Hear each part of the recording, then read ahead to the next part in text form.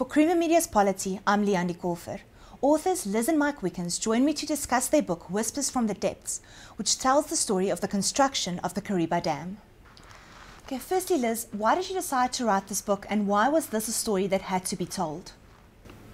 Okay, we stumbled onto the story actually by mistake.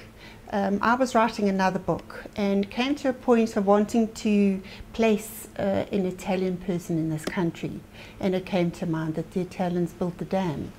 And the more I researched it and tried to find the backdrop for this novel that I was writing, the more I became captivated and quite fascinated about what happened at that time. And the more research I did, the more I realized that not many people knew about it. And it was a story that I think had fallen between the cracks, and something that Michael, when he became involved then, when it became non-fiction, we became quite committed to tell the story, because we really felt that it had not been told in its entirety. How did you go about conducting research on the topic, and how long were you working on this project for? I have worked on the project for a long time because of personal circumstances, but what I did is to get the right story, is to try and contact the people who were actually there at the time. A lot of them are not alive anymore. We're talking about 60 years ago. So for the people who were there, the anthropologists, some of the engineers, we tried to get hold of people who could give us a first-hand account.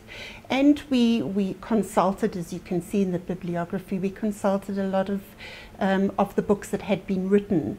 And why this one is different is that a lot has been written about this time in history, but nothing altogether. So you'd get a book on the Operation Noah, you'd get a book on engineering, but this covered the whole story.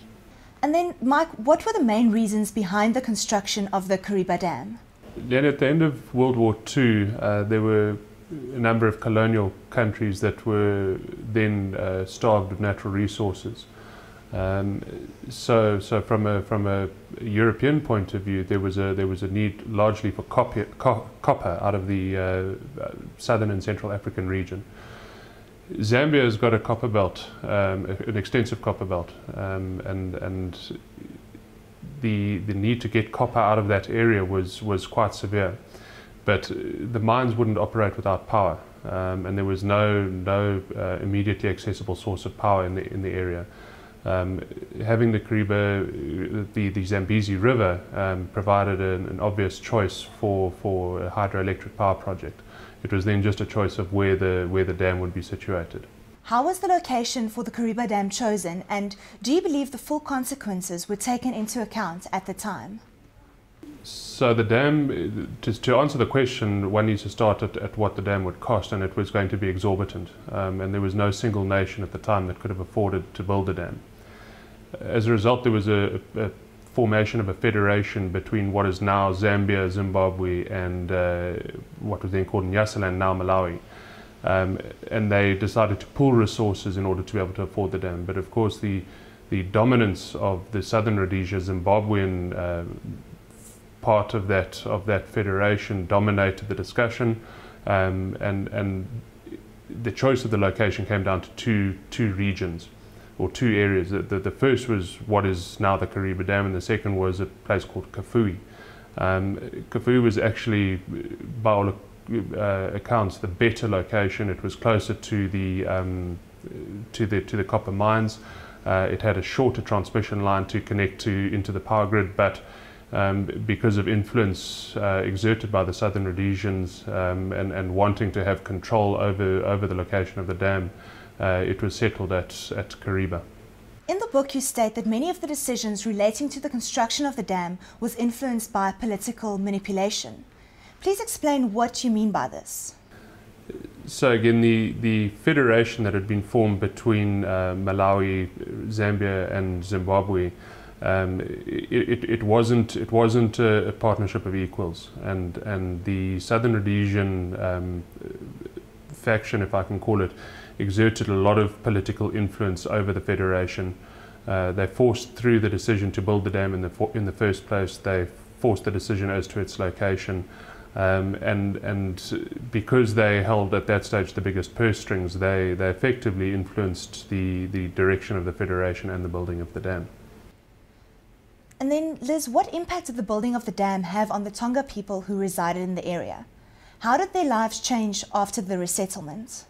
Their life in the valley before the water came, they had been there for hundreds of years.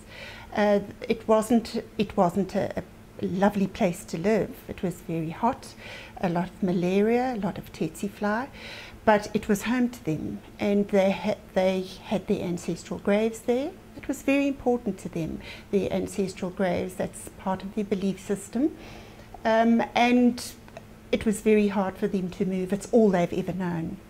It's all they'd ever known, and the only life they'd ever had for generations. So it was very hard to move, and their life when they left there was very different, because there was always a problem with water and irrigation, and some of them might have, actually a few of them might have gone to a better place than they'd come from, and if they'd gone up the plateau they might have had better opportunities and better infrastructural changes for them, and hospitals and schools, but for a large number of them it's been a difficult move for them. And then, Mike, as the dam began to fill, animals got trapped on newly formed islands, which led to Operation Noah. Please tell us more about the impact of the building of the dam on wildlife in the area. So I think that a lot of people that were alive at the time will remember Operation Noah. It was massively covered in the press, both in print press and film press, locally and internationally. The impact of the filling reservoir hadn't been thought through in terms of its impact on the wildlife, and so, as you say, thousands and thousands of animals became stranded as the waters rose around them. There was no uniform plan of action in order to rescue the animals, and so on the southern side of the dam and on the northern side of the dam, separate operations were put in place to try and rescue these animals.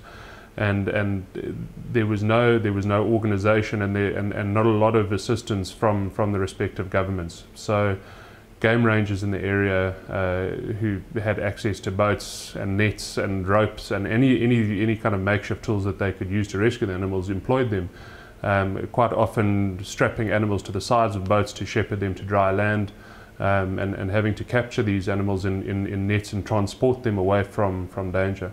Liz, did the dam live up to its economic expectations? And why or why not? I think at the time it did. What they were needing was power for copper. And if you had to see that they became very big copper producers in the world, then you have to say yes, it was initially successful. But soon after that success came war in Rhodesia, came political and also economical strife.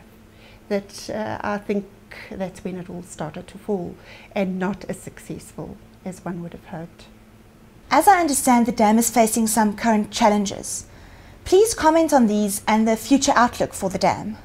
There are challenges. There are two schools of thought. The one is that the dam will stand for time immemorial and there are no risks, but I think the more prudent view is that there are in fact two very severe problems that it's facing at the moment.